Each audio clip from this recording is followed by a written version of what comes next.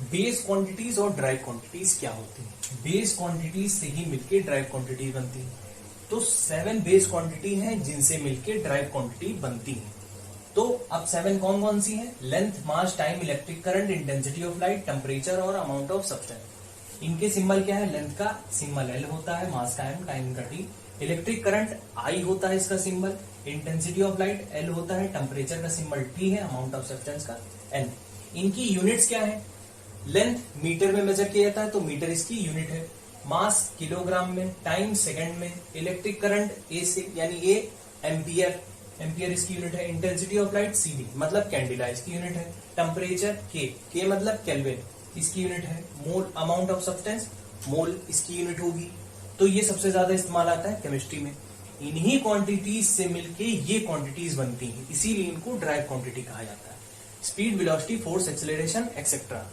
Speed का formula अगर हम देखें तो ये होता है डिस्टेंस अपॉन टाइम। डिस्टेंस किस में मेजर किया जाता है? लेंथ में, और टाइम का टी ही है, ठीक, टाइम तो टाइम में ही मेजर होगा।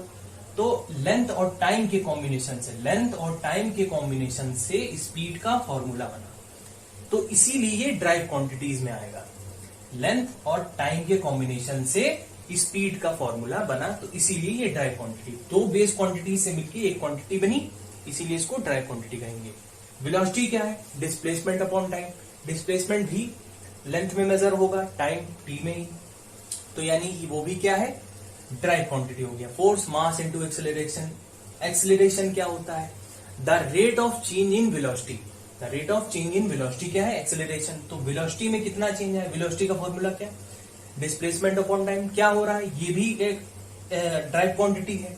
तो इसी ड्राइव क्वांटिटी से जब ये क्वांटिटी हम बनाएंगे तो वो भी ऑटोमेटिक ड्राइव क्वांटिटी होगी। तो इसीलिए इसको ड्राइव क्वांटिटी कहते हैं, और ये बेस क्वांटिटीज होती हैं। इसके बाद हम एसआई सिस्टम के बारे में